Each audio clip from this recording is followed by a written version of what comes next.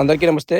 Snow పడిన తర్వాత ఇక్కడంతా చూడండి మొత్తం ఐస్ అయిపోయింది దారి పొడవునా కూడాను. ఇప్పుడు నేను మా పొలం దగ్గరికి వెళ్తున్నా.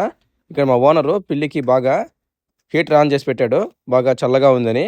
చూడండి పొలంలో అంతా ఎలా ఉందో. ఇంకా ఏం కరగలేదు. మొత్తం అంతా కూడాను నడిచిన చోటంతా ఐస్ అయిపోయింది. ఇంకా తెల్లగడ్డ మొలకలన్నీ కూడాను ఈ విధంగా కొద్దిగా ఆకులు అయితే మెత్తగా అయిపోయినాయి. బట్ చెట్లు అయితే బాగానే బతికే ఉన్నాయి. ఫుల్ లెంత్ వీడియో కోసము కింద రిలేటెడ్ వీడియోని క్లిక్ చేశారంటే ఈ వీడియో మొత్తము మీరు చూడొచ్చు. చూడండి పుదీనా బాగా బతికే ఉంది. అంటే నల్లగా అయిపోలేదు అనమాట స్నో మీద పడినా కూడాను. ఇంకా నా షూలను లోపల వదిలేసి అక్కడ ఉండే బూట్లు వేసుకు వెళ్ళాను. అవి అయితే తడచమనమాట. ఇప్పుడు మళ్ళీ ఇక్కడ నుంచి ఇంటికి బయలుదేరేస్తున్నాను.